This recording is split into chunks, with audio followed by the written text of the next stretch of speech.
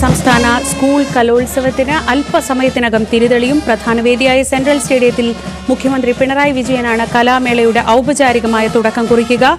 44 വിദ്യാർത്ഥികൾ പങ്കെടുക്കുന്ന നൃത്തശില്പത്തോടെ ഇന്ന് വേദി ഉണരും. ആദ്യ ഇനമായി വേദിയിലെത്തുക കേരളത്തിന്റെ ഏറ്റവും പ്രധാനപ്പെട്ട കലാരൂപമായ മോഹിനിയാട്ടമാണ്. ഇപ്പോൾ സെൻട്രൽ സ്റ്റേഡിയത്തിലെ പ്രധാന വേദിക്കരികിൽ ഈ മേളയുടെ വരവറിയിച്ചുകൊണ്ടുള്ള പതാക ഉയർത്തൽ ചടങ്ങാണ് നടന്നത്.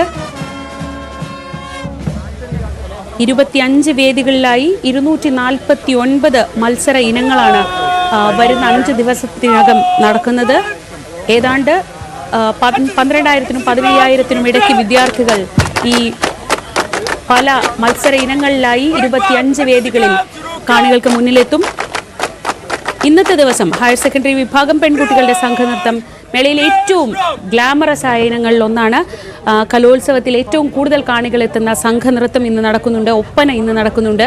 ഹൈസ്കൂൾ വിഭാഗം പെൺകുട്ടികളുടെ മാർഗം കളിയും ഇന്നത്തെ ദിവസം നടക്കുന്നുണ്ട്.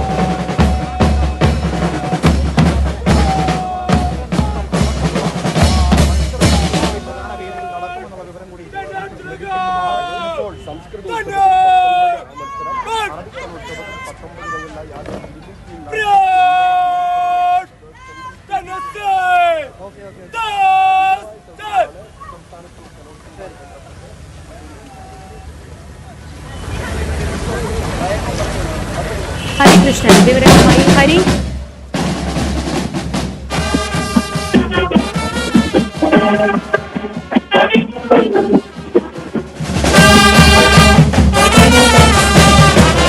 ഹരികൃഷ്ണൻ വേദിയിൽ തന്നെയാണ്. പക്ഷേ കേൾക്കുക സാധ്യമല്ല. ഏതായാലും 63ാമത് സംസ്ഥാന സ്കൂൾ കലോത്സവത്തിന്റെ വരവറിയിച്ചുകൊണ്ടുള്ള പതാക അവിടെ ഉയർന്നു പൊങ്ങിക്കഴിഞ്ഞു. പൊതുവിദ്യാഭ്യാസ ഡയറക്ടറാണ് സെൻട്രൽ സ്റ്റേഡിയത്തിലെ പ്രധാന വേദിക്കരികിൽ കലോത്സവ പതാക ഉയർത്തിയത്. ഇനിയുള്ള 5 ദിവസം തലസ്ഥാനത്ത് ഉത്സവമേളത്തിൻ്റെതാണ്. 25 വേദികളിലായി 15,000-ഓളം വിദ്യാർത്ഥികളാണ് ഇനി തലസ്ഥാനത്തെ കാണികൾക്ക് മുന്നിലെത്തുന്നത്. തലസ്ഥാനത്തെ കാണികളല്ല, കേരളത്തിൽ അങ്ങോളം ഇങ്ങോളമുള്ള കാണികൾക്ക് മുന്നിലേക്ക് ഈ 15,000-ഓളം കലാപ്രതിഭകളുടെ പ്രകടനങ്ങൾ എത്തും. അതിനുള്ള എല്ലാ തയ്യാറെടുപ്പുകളും തിരുവനന്തപുരത്ത് പൂർത്തിയായി കഴിഞ്ഞു. ഇപ്പോൾ നടന്നത് പതാക ഉയർത്തലാണ്. ഇനി 10 മണിക്ക് മുഖ്യമന്ത്രി പിണറായി വിജയൻ 10 മണിക്കാണ് ഔപചാരികമായ ഉദ്ഘാടനം നിർവഹിക്കുക. അതിനുശേഷം 44 വിദ്യാർത്ഥികൾ അവതരിപ്പിക്കുന്ന ഉദ്ഘാടന നൃത്തം നടക്കും. ആ ഉദ്ഘാടന നൃത്തത്തിന് ശേഷമാണ് വേദികളിൽ മത്സര ഇനങ്ങൾ തുടങ്ങുക. ഇന്നത്തെ പ്രധാന ഇനങ്ങൾ നേരത്തെ പറഞ്ഞതുപോലെ സംഘനൃത്തം, ഒപ്പന, മോഹിനിയാട്ടം, മാർഗംകളി തുടങ്ങിയവയാണ് ആദ്യ ദിനത്തിൽ കാണികൾക്ക് മുന്നിലെത്തുക. 29 മുഖ്യാതിഥികൾ അല്പസമയത്തിനകം നടക്കുന്ന ഉദ്ഘാടന ചടങ്ങിൽ പങ്കെടുക്കും. ശ്രീനിവാസൻ തൂണേരി രചിച്ച് കാവാലം ശ്രീകുമാർ ചിട്ടപ്പെടുത്തിയ കലോത്സവത്തിന്റെ സ്വാഗതഗാനത്തിന്റെ നൃത്താവിഷ്കാരം നിർവഹിക്കുന്നത് കലാമണ്ഡലത്തിലെ കുട്ടികളും ഒപ്പം സംസ്ഥാനത്ത് മുഴുവൻ നിന്നുള്ള സർക്കാർ വിദ്യാലയങ്ങളിലെ കുട്ടികളും ചേർന്നാണ്. ഏറ്റവും ശ്രദ്ധേയമായ ഇന്നത്തെ ഉദ്ഘാടന ചടങ്ങിന്റെ ഏറ്റവും ശ്രദ്ധേയമായ മറ്റൊരിനം വയനാട് വെള്ളാർമല GHSSലെ കുട്ടികൾ അവതരിപ്പിക്കുന്ന സംഘനൃത്തമാണ്.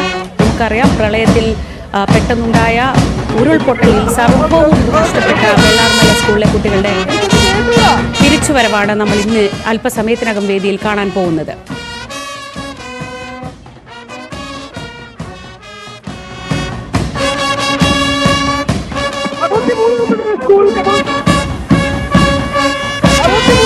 സ്കൂൾ കലോത്സവത്തിലാണ് ഈ കലയുടെ തന്നെ ആരവത്തിൽ മുഴങ്ങുന്ന ഒരു കാഴ്ച തന്നെയാണ് കാണാൻ പോകുന്നത്. ചടങ്ങുകൾ ഉൾപ്പെടെ നടന്നത് കൃത്യമായി ഹരി അവിടെ നിന്ന് വിവരങ്ങൾ നൽകാൻ ശ്രമിക്കുന്നുണ്ട്. പക്ഷെ ബാൻഡ് മേളത്തിനേക്കാൾ ഉയരത്തിൽ ഒരു ശബ്ദം അത്ര എളുപ്പമല്ല. ഹരികൃഷ്ണൻ കുറച്ച് സമയത്തിനകം തന്നെ ഹരിയിലേക്ക് മടങ്ങിയെത്താം. അവിടെ നിന്നുള്ള ഏറ്റവും പുതിയ വിവരങ്ങളെല്ലാം ഇനി ഹരികൃഷ്ണനും അനുശ്രീയും ഒപ്പം ഷംനയും നൽകും. അല്പസമയത്തിനകം തന്നെ അവിടെ ഉദ്ഘാടന ചടങ്ങിനുള്ള എല്ലാ തയ്യാറെടുപ്പുകളും പൂർത്തിയായി. ഉദ്ഘാടന ചടങ്ങ് 10 മണിക്ക് ശേഷമാണ് നടക്കുക. മുഖ്യമന്ത്രി പിണറായി വിജയൻ ഉൾപ്പെടെയുള്ള 29 മുഖ്യാതിഥികൾ ഈ വേദിയിൽ ഉണ്ടാകും. അതിനുശേഷം നേരത്തെ പറഞ്ഞതുപോലെ തന്നെ വെള്ളാർമല സ്കൂളിലെ കുട്ടികളടക്കം വേദിയിലേക്ക് എത്തും. സ്വർണ്ണക്കപ്പ് ഘോഷയാത്രയിൽ താരങ്ങളായി മാറിയ ഒരു അഡാർ ടീമിനെയാണ് ഇനി പരിചയപ്പെടുത്താൻ പോകുന്നത്. ഇവരുടെ കയ്യിലുള്ളത് അത്ര നിസ്സാര സംഭവമൊന്നുമല്ല. കയ്യും മേയും മറന്നുള്ള ഇവരുടെ പ്രകടനം കണ്ടാൽ നമ്മളൊക്കെ വായും പൊളിച്ചു നോക്കി നിൽക്കും. സ്വർണ്ണക്കപ്പ് വഹിച്ചുകൊണ്ടുള്ള ഘോഷയാത്രയിലെ ഏറ്റവും പ്രധാനപ്പെട്ട ഹൈലൈറ്റിംഗ് ഫാക്ടർ ദാ എൻ്റെ പുറകെ നിൽക്കുന്ന ഈ ടീമാണ്, ടീം പൂജപ്പുര. ഇവരുടെ റോളർ സ്കേറ്റിംഗ് അഭ്യാസ പ്രകടനങ്ങൾ ഘോഷയാത്രയുടെ ഏറ്റവും പ്രധാനപ്പെട്ട ആകർഷണമായി മാറുകയും ചെയ്തു. ഇവരൊക്കെ ഈ പിള്ളേരെയൊക്കെ പരിശീലിപ്പിക്കുന്ന സന്തോഷ് കുമാറാണ് ഇപ്പോൾ എന്നോടൊപ്പം ഉള്ളത്. സാർ നമസ്കാരം. ആദ്യം തന്നെ എങ്ങനെയാണ് ഇവർ ഒരുമിപ്പിച്ചെടുത്തത്? ഈ ഘോഷയാത്രയുടെ ഐഡിയ എങ്ങനെയാണ്? ഇവരുടെയൊക്കെ കഴിവ് കണ്ടിട്ട് സത്യം പ്രത്യേകിച്ച് ആ റോഡിലൊക്കെ ഇറങ്ങി കണ്ടപ്പോൾ നമ്മുടെ നെഞ്ചങ്ങനെ ഇടിച്ചു പോയി. നമുക്ക് അങ്ങനെ പരിചിതമല്ലേ ഇവരെ കാണുമ്പോൾ. അപ്പോൾ എങ്ങനെയുണ്ടായിരുന്നു ഇവരുടെ കോച്ചിങ് പ്രോസസ്സ്, ട്രെയിനിങ് എല്ലാം? അതായത് ഇതിനകത്ത് ഞങ്ങളുടെ ടീം പൂജപ്പുര എന്ന് പറഞ്ഞൊരു ടീമാണ്. അതിൻ്റെ കോച്ചാണ്. പിന്നെ കേരള റോളർ സ്കേറ്റിംഗ് അസോസിയേഷൻ്റെ ടെക്നിക്കൽ കൺവീനർ കൂടിയാണ് ഞാൻ. അതിൻ്റെ കോച്ചുമാണ്. അവർ പ്രാക്ടീസ് ചെയ്യുന്നു. ഞങ്ങളുടെ ചെയർമാൻ എന്ന് പറയുന്നത് നമ്മുടെ വിദ്യാഭ്യാസ മന്ത്രിയുമാണ്. അദ്ദേഹം തന്നെ പറഞ്ഞു ഇങ്ങനെ ഇറങ്ങണം എന്ന് പറഞ്ഞു. പല സ്കൂളിലുള്ള കുട്ടികളാണ്. ഇതിന് ജില്ലാ സംസ്ഥാന ദേശീയ മത്സരങ്ങളിലെല്ലാം മെഡൽ നേടിയ പല കുട്ടികളുമുണ്ട്. ഒരുപാട് കുട്ടികളുണ്ട്. പല സ്കൂളിൽ നിന്നും വന്ന് മത്സരിക്കുകയാണ്. അങ്ങനെ മത്സരിച്ച കുട്ടികളാണ് ഇതിൻ്റെ ഏറ്റവും ഫ്രണ്ടിലായി ഞങ്ങൾ വന്നത്. എനിക്കറിയാം, ഞാൻ നിങ്ങളൊക്കെ ഇപ്പം നിങ്ങൾ എല്ലാവരും ക്ഷീണിച്ചിരിക്കുകയാണ്. പക്ഷേ കുറച്ച് നേരം എനിക്ക് വേണ്ടി ഒന്ന് നിൽക്കണേടാ. അപ്പോൾ എങ്ങനെയാണ് ഇപ്പോൾ ഇവരൊക്കെ പല സ്കൂളുകളിൽ നിന്നാണ് പറയുന്നത്. അപ്പം ഇവരെ ഒരുമിപ്പിച്ചെടുക്കുക, ഇവർ ഒരുമിച്ച് ട്രെയിൻ ചെയ്യിക്കുക, ഇതിൻ്റെ പ്രോസസ്സിങ്? അത് ഞങ്ങളുടെ പൂജപ്പുരയിലാണ് ഇവർ പ്രാക്ടീസ് ചെയ്യുന്നത്. പൂജപ്പുര എന്ന് പറഞ്ഞാൽ നല്ലൊരു ടീമാണ്. തിരുവനന്തപുരത്തിലെയും ഏറ്റവും നല്ല മെഡൽ കിട്ടുന്ന ഒരു ടീമാണ്. അവർ പൂജപ്പുര വന്ന് പ്രാക്ടീസ് ചെയ്യുന്നു. അങ്ങനെ ഒരു 20-25 കൊല്ലത്തിന് മുമ്പ് നമ്മുടെ ചെയർമാനാണ് ഇപ്പോഴത്തെ വിദ്യാഭ്യാസ വകുപ്പ് മന്ത്രി വി ശിവൻകുട്ടി അവർകൾ. അപ്പോൾ അദ്ദേഹം പറഞ്ഞതുകൊണ്ട് തീർച്ചയായിട്ടും ഈ കുട്ടികളെ നമ്മുടെ ക്ലബ്ബിൽ നിന്ന് കൊണ്ടുവന്നു. അപ്പോൾ എനിക്ക് കുറച്ച് പേരുടെ ആരും ഇവിടെ സംസാരിക്കുക, ഒരാൾ വോളണ്ടറിലി സംസാരിക്കുമല്ലേ? എന്താ പേരെന്താ? തേജസ്. തേജസ്, എങ്ങനെയാണ് നിങ്ങൾ മൊത്തത്തിലൊരു ടീമിന്റെ കാര്യം, അല്ലെങ്കിൽ നിങ്ങൾ എങ്ങനെയാണ് പ്രിപ്പറേഷൻ കാര്യങ്ങളൊന്ന് പറയും? നല്ലതാണ്. Good coachings. അല്ല, ഇതിന് വേണ്ടിയിട്ട് മാത്രം ട്രെയിൻ ചെയ്തോ ഈ ഘോഷയാത്രയുടെ പ്രോഗ്രാമിന്? അങ്ങനെയല്ല, അല്ല, സാധാരണ നമ്മൾ ചെയ്യുന്നത് അങ്ങനെയാണ്. അപ്പോൾ നിങ്ങളിപ്പോ ഏതൊക്കെ സ്കൂളിലാണ്? ഞാൻ കുറച്ച് പേരുടെ മാത്രം ചോദിക്കാം. സ്ത്രീകളും കൂടെ വാ, മുന്നോട്ട് വാ. എന്താ പേരെന്താണ്? നേഹ. എവിടെയാ പഠിക്കുന്നത്? Cotton hill. അപ്പൊ ഇതിലേക്ക് വന്നതിന്റെ ഒരു ഇൻസ്പിറേഷനോ അല്ലെങ്കിൽ ഇതിന്റെ ഒരു ഇൻട്രസ്റ്റ് എങ്ങനെയാണ് റോളർ സ്കേറ്റിംഗ്? ഞാൻ 3.5 വയസ്സ് തൊട്ട് ഇത് പഠിക്കാൻ തുടങ്ങി. ഇപ്പോഴും അത് കണ്ടിന്യൂ ചെയ്യുന്നുണ്ട്. എല്ലാവരും ഇത് പ്രൊഫഷനായിട്ട് തന്നെയാണ് പഠിക്കുന്നത്. അല്ലാതെ ഇതിന് മാത്രമായിട്ടല്ല, ഫുള്ളോടെ കോച്ചിങ് ചെയ്യുന്നതാണ്. സന്തോഷ്, ഇത് എത്ര വയസ്സ് തൊട്ടുള്ള പിള്ളേർക്ക്? 2 വയസ്സ് മുതൽ സ്കേറ്റ് ചെയ്യാൻ പറ്റും. എത്ര വയസ്സിന് വേണമെങ്കിലും സ്കേറ്റ് ചെയ്യാം. 2.5 വയസ്സ് മുതൽ ആർക്ക് വേണമെങ്കിലും. നിങ്ങളുടെ ടീമിൽ എത്ര വയസ്സ് തൊട്ടുള്ള ആളുകൾ? 2.5 വയസ്സ് മുതലുള്ള കുട്ടികളുണ്ട്. അതെ. ഞാൻ ചോദിക്കുന്ന ഓരോ പ്രായം അനുസരിച്ച് ഇവർക്ക് കൊടുക്കുന്ന കോച്ചിങ്ങും കാര്യങ്ങൾക്കും അനുസരിച്ചുള്ള എങ്ങനെയാണ്? അതെ. അതായത് നമ്മൾ ഇവരെല്ലാവരും ചെയ്യുന്ന സ്പീഡ് സ്കേറ്റിംഗ് ആണ്. സ്പീഡ് റോഡും റിങ്ക് റേസുമാണ് ചെയ്യുന്നത്. അതിൽ ഇവർ സ്പീഡും റോഡും റിങ്കും ചെയ്യുന്നതിൽ മിടുക്കന്മാരായുള്ള കുട്ടികളെ നമ്മൾ സെലക്ട് ചെയ്തിട്ട് ഓരോ ഏജ് ഗ്രൂപ്പുണ്ട്. ആ ഏജ് ഗ്രൂപ്പ് അനുസരിച്ച് മത്സരത്തിനിറക്കും. അങ്ങനെ മത്സരത്തിനിറക്കി ജില്ലാ, സ്റ്റേറ്റ്, നാഷണൽ മെഡലും ചാമ്പ്യന്മാരും ആയവരാണ് നിൽക്കുന്നവർ. ഞാൻ നിന്നോടൊന്ന് ചോദിക്കട്ടെ, കാരണം ഞാൻ ബൈറ്റ് എടുത്തോണ്ടിരുന്ന സമയത്ത് ചെറുതായിട്ടൊന്ന് വേദനിക്കുന്ന പോലെ എനിക്ക് ചോദിച്ചു. അമ്മേനൊന്ന് വിളിച്ചില്ലേ? സത്യം പറ, എന്തോ പെട്ടെന്ന് വേദനിച്ച പോലെ? പേരെന്താ? വൈഷ്ണവ്. വൈഷ്ണവ്, ഇതിന്റെ പിന്നിൽ റോളർ സ്കേറ്റിംഗിലേക്ക് വരണം എന്നുള്ള ആഗ്രഹത്തിന് എങ്ങനെയാണ് ഈ ആഗ്രഹം? ഞാൻ ആദ്യമായിട്ട് റോഡിൽ ഇങ്ങനെ സ്കേറ്റ് ചെയ്യണ കണ്ട അപ്പോൾ തൊട്ട് എനിക്ക് ചേരണമെന്നും ഒക്കെ ആഗ്രഹം. എനിക്കിപ്പോൾ 11 വയസ്സ്. നീ എപ്പോഴാണ് ഇത് തുടങ്ങുന്നത്? ഇത് ആഗ്രഹം തുടങ്ങുന്നത് എപ്പോഴാണ് സ്കേറ്റിംഗ് തുടങ്ങുന്നത്? ഞാൻ 5 വയസ്സ് തൊട്ട്. 5 വയസ്സ് തൊട്ട് തുടങ്ങുന്നതാണ്. ചിലപ്പോൾ നമ്മൾ ഇപ്പോൾ ശിവൻകുട്ടി സാർ തന്നെ വരുന്നു എന്ന് പറയുന്നു, അദ്ദേഹം തന്നെയാണ് ചെയർമാൻ. നിങ്ങളുണ്ടാവുന്ന വികസന പ്രവർത്തനങ്ങളെ കുറിച്ചൊന്ന് സംസാരിക്കാമോ? അതായത് ഞങ്ങൾക്ക് ഒരു 20 കൊല്ലത്തിന് മുമ്പ് അദ്ദേഹം MLA ആവുന്നതിന് മുമ്പ് തന്നെ നമ്മുടെ അക്കാഡമിയുടെ കേരള റോളർ സ്കേറ്റിംഗ് അക്കാഡമിയുടെ ചെയർമാനാണ്. അദ്ദേഹം ഒരുപാട് നമ്മളെ സഹായിച്ചിട്ടുണ്ട്. നമ്മുടെ കോർപ്പറേഷൻ്റെ സ്ഥലത്ത് തന്നെയാണ് നമ്മൾ റിങ്ക് ചെയ്യുന്നത്. അദ്ദേഹം മേയറായിരുന്ന സമയത്തും നമ്മുടെ അക്കാഡമിക്ക് വേണ്ടി ഒരുപാട് കാര്യങ്ങൾ ചെയ്തിട്ടുണ്ട്. അദ്ദേഹത്തിൻ്റെ പിന്തുണ ഉള്ളത് കൊണ്ട് മാത്രമാണ് നമ്മൾ ഈ ടീം പൂജപ്പുര ആൾ ഓവർ ഇന്ത്യയിൽ തന്നെ അറിയപ്പെടുന്നത്. അപ്പോൾ എന്തായാലും ഞാൻ നേരത്തെ സൂചിപ്പിച്ചതുപോലെ തന്നെ ഈ ഘോഷയാത്രയുടെ ഏറ്റവും പ്രധാനപ്പെട്ട ഒരു ഹൈലൈറ്റിംഗ് ടീമായിരുന്നു ഇവർ. ഞാൻ 3, 2, 1 പറയുമ്പോൾ നിങ്ങൾ എല്ലാവരും ഹേന്ന് വിളിക്കണം ഉറക്കെ. നിങ്ങൾ ഏറ്റവും വലിയ ശബ്ദത്തിൽ. ഇത്രയും എനർജി നിങ്ങൾ എവിടെ കാണിച്ചോ അതിൻ്റെക്കാൾ എനർജി എനിക്ക് നിങ്ങൾക്ക് കിട്ടണം. ഓക്കെ, ഒരുമിച്ച് 3, 2, 1. ക്യാമറമാൻ അനുശ്രീക്കൊപ്പം ഹരികൃഷ്ണൻ, News 18 കേരള.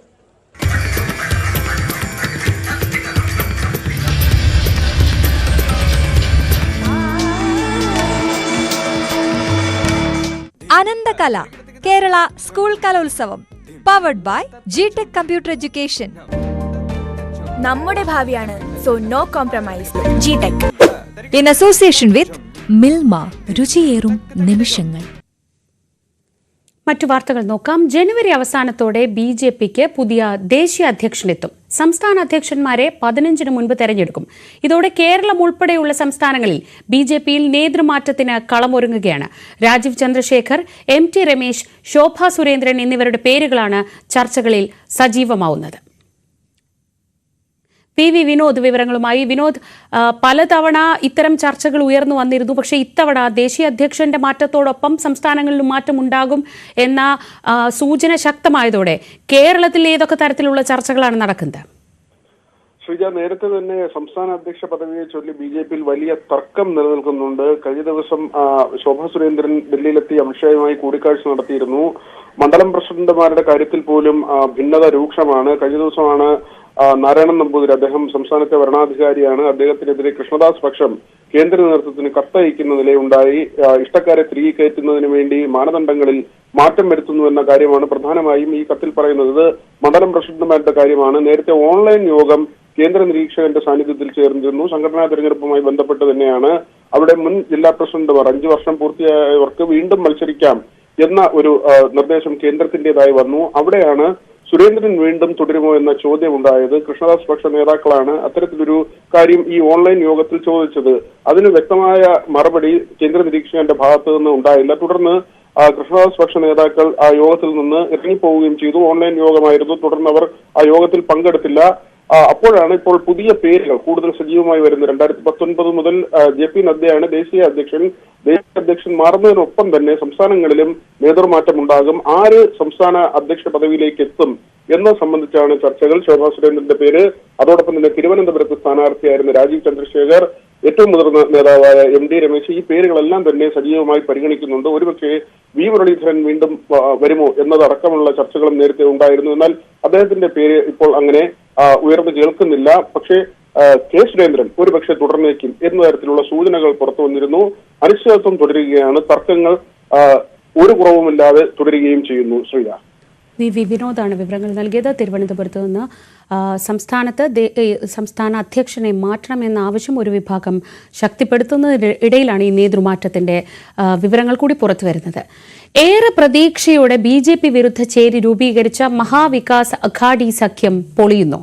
ശിവസേന, ഉദ്ധവ് വിഭാഗം ഇന്ത്യ സഖ്യം വിടുമെന്ന അഭ്യൂഹങ്ങളാണ് ഇപ്പോൾ ദേശീയ രാഷ്ട്രീയത്തിൽ സജീവ ചർച്ചയാവുന്നത്. ഉദ്ധവ് താക്കറെ ഫട്നാവിസ് കൂടിക്കാഴ്ചയ്ക്ക് പിന്നാലെ പാർട്ടി മുഖപത്രമായ സാമ്നയിൽ ഫട്നാവിസിനെ പ്രശംസിച്ചുള്ള ലേഖനം ഇന്നലെ പ്രസിദ്ധീകരിച്ചിരുന്നു. 2019 തെറ്റിപ്പിരിഞ്ഞ BJPയും ഉദ്ധവ് താക്കറെയും വീണ്ടും ഒന്നിക്കുകയാണോ? മഹാരാഷ്ട്ര നിയമസഭാ തെരഞ്ഞെടുപ്പിന് പിന്നാലെയുള്ള രാഷ്ട്രീയ നീക്കങ്ങളാണ് ഉദ്ധവിന്റെ മനംമാറ്റം സംബന്ധിച്ച അഭ്യൂഹങ്ങൾ ശക്തമാക്കിയത്. 2 ആഴ്ച മുൻപ് നടന്ന ഉദ്ധവ് ഫട്നാവിസ് കൂടിക്കാഴ്ച പുതിയ രാഷ്ട്രീയ ചർച്ചകൾക്ക് തിരികൊളുത്തിയിരുന്നു. ഇതിന് പിന്നാലെ ശിവസേന ഉദ്ധവ് വിഭാഗത്തിലെ പല നേതാക്കളും ദേവേന്ദ്ര ഫട്നാവിസിനെ പുകഴ്ത്തി രംഗത്തെത്തുകയും ചെയ്തു. പാർട്ടി മുഖപത്രമായ സാമ്നയിൽ മഹാരാഷ്ട്ര മുഖ്യമന്ത്രി ദേവേന്ദ്ര ഫട്നാവിസിനെ പ്രശംസിച്ച ഇന്നലെ വന്ന ലേഖനമാണ് മുന്നണി മാറ്റ ചർച്ചകൾ സജീവമാക്കിയത്. വികസനത്തിന്റെ പുതിയ യുഗത്തിലേക്ക് മഹാരാഷ്ട്ര കടക്കുകയാണെന്നും ഫട്നാവിസിന്റെ പ്രവർത്തനം അഭിനന്ദനം അർഹിക്കുന്നു എന്നുമാണ് പാർട്ടി മുഖപത്രത്തിലെ പ്രശംസ. നക്സൽ സാന്നിധ്യം ശക്തമായ ഗഡ്ചിരോളിയിൽ ദേവേന്ദ്ര ഫട്നാവിസ് സന്ദർശിക്കുകയും വിവിധ വികസന പദ്ധതികൾക്ക് തുടക്കം കുറിക്കുകയും ചെയ്തിരുന്നു. ഈ മേഖലയിൽ പലരും നക്സൽ പ്രവർത്തനം ഉപേക്ഷിച്ച് മുന്നോട്ട് വരികയും ചെയ്തു. ഇതിലാണ് ശിവസേന ഉദ്ധവ് വിഭാഗത്തിന്റെ അഭിനന്ദനം. എന്നാൽ പാർട്ടി മുഖപത്രത്തിൽ വന്ന ലേഖനത്തിന് കേവലം പ്രശംസയ്ക്കപ്പുറം രാഷ്ട്രീയ മാനങ്ങൾ കാണേണ്ട എന്നാണ് സഞ്ജയ് റൌത്തിന്റെ പ്രതികരണം. बात है कि देवेंद्र फडणवीस को उनका हमने आज अभिनंदन किया है, सराहना की है. क्यों किया? एक अच्छा काम किया है सरकार ने. जरूर हम अपोजिशन में बैठे हैं, लेकिन हमारी महाराष्ट्र से नाता है. राज्य हमारा है और इस राज्य में गढ़चिरौली जैसे जिले में जो नक्सलवाद है, वो नक्सलवादी अगर आत्मसमर्पण करते हैं. പൂനെ മുനിസിപ്പൽ കോർപ്പറേഷനിലെ ചില മുൻ കൗൺസിലർമാർ ഉദ്ധവ് സേന വിട്ട BJPയിലേക്കെന്ന് പ്രഖ്യാപിച്ചു കഴിഞ്ഞു. ഉദ്ധവ് ഭായ് താക്കറെയുടെ പുതിയ രാഷ്ട്രീയ നീക്കങ്ങൾ സസൂക്ഷ്മം നിരീക്ഷിക്കുകയാണ് മഹാവികാസ് അഘാഡി സഖ്യത്തിലെ മറ്റു പാർട്ടികളും, ഒപ്പം ഏക്നാഥ് ഷിൻഡെ വിഭാഗവും. News desk, news 18. ഇടവേള.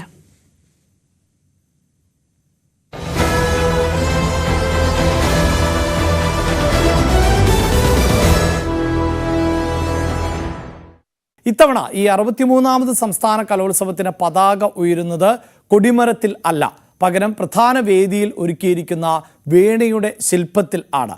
യുവജനോത്സവത്തിന് എത്തുന്നവർക്ക് ആദ്യം കണ്ണുടക്കുന്നതും സെൽഫി പോയിന്റും ഇവിടെ തന്നെയാണ്. എടാ കൊള്ളാലേ? നീയല്ല ശില്പം. അത് തന്നെ പറഞ്ഞേ, കൊള്ളാലേ? നിങ്ങൾക്ക് അങ്ങനെ തോന്നിയില്ലേ? അപ്പൊ ഇതിന്റെ ഈ ആശയം തലയിൽ ഉദിച്ച ആളും ഇതിന്റെ ശില്പിയും നമ്മുടെ ഒപ്പം ഉണ്ട്. നമുക്ക് അവരോട് ഒന്ന് ചോദിച്ചു നോക്കാം എന്തായിരുന്നു ഈ ഐഡിയയുടെ പിന്നിലെന്ന്. സാറിന്റെ ഐഡിയ ആയിരുന്നല്ലോ വളരെ പെട്ടെന്ന് വിദ്യാഭ്യാസ ഡയറക്ടർ നിർദ്ദേശപ്രകാരം വളരെ പെട്ടെന്ന് ഒരു ആശയം വേണമെന്ന്. അപ്പോൾ അന്നേരം നമുക്ക് ആലോചിച്ചപ്പോൾ ഏതായാലും ഈ കലാത്സവത്തിൻ്റെ ഭാഗമായപ്പോൾ ഒരു കലാരൂപം തന്നെ വേണമെന്നുള്ള മനസ്സിൽ വന്നു. അപ്പോൾ അത് അനുസരിച്ച് പെട്ടെന്ന് അങ്ങ് മനസ്സിൽ വന്നു ഒരു വീണായാലെന്ത്. അപ്പോൾ നമ്മുടെ ഡയറക്ടർ താഴെയുള്ള ശില്പങ്ങളൊക്കെ സാറ് പോകാം ഡയറക്ടറിൻ്റെ നിർദ്ദേശമാണ്. ബാക്കി ഈ ആശയം വന്നു. അത് നമ്മൾ ഉടൻ തന്നെ നമ്മുടെ ഗ്രൂപ്പുണ്ട്, നമ്മുടെ വിദ്യാഭ്യാസ ജില്ലയിലെ ഗ്രൂപ്പുണ്ടായിരുന്നു. ആ ഗ്രൂപ്പിലെ കലാധ്യാപകരെ വിളിച്ചു. 2 മണിക്കൂർ കൊണ്ട് തന്നെ അവർ എത്തിച്ചേർന്ന് നമ്മൾ ഡിസ്കസ് ചെയ്തു. അവിടെ വെച്ച് തന്നെ അതിൻ്റെ ഡ്രോയിങ് ശരിയാക്കി. അപ്പോൾ അക്സെപ്റ്റ് ചെയ്തു, DGക്ക് അത് സമ്മതമായി അക്സെപ്റ്റ് ചെയ്ത് നമ്മളത് ചെയ്യാൻ എല്ലാം വളരെ പെട്ടെന്ന് പകലുമായി ഒരു 8ഓളം ദിവസം കൊണ്ടാണ് ഇത് ചെയ്യാൻ പറ്റിയത്. മുമ്പത്തെ കലോത്സവത്തിനൊക്കെ എങ്ങനെ ചെയ്തിട്ടുണ്ട്? നമ്മുടെ കഴിഞ്ഞതിൻ്റെ മുമ്പത്തെ വർഷം കോഴിക്കോടായിരുന്നു. കോഴിക്കോട് അങ്ങനെ ഉണ്ടായത്. ഞാൻ അന്ന് എനിക്ക് അവിടെ ചുമതല ഉണ്ടായിരുന്നു. കോഴിക്കോട് സ്റ്റേജിന്റെ ചുമതല എനിക്കായിരുന്നു. ഒരു ഗിത്താർ അതെന്റെ മനസ്സിലുണ്ടായിരുന്നു. അതൊരു ബാഗ് ഗിത്താർ, വീണ, അങ്ങനെ സംഗീതത്തിനോട് എന്തെങ്കിലും ഒരു പ്രത്യേക പ്രിയമുണ്ടോ? ഇങ്ങനെ സംഗീത അല്ല, ഇത് കലോത്സവമല്ലേ. കലോത്സവം അപ്പോൾ എപ്പോഴും നമ്മുടെ മനസ്സിൽ മുഴുവൻ കലയായിരിക്കുമല്ലോ. കല നമ്മുടെ ഇനി ഉള്ള ദിവസങ്ങളിൽ നമ്മുടെ മനസ്സിലും ശരീരത്തിലും എല്ലാം നമ്മുടെ ജീവിതം എന്ന് പറഞ്ഞാൽ കലയാണ്. ഇനി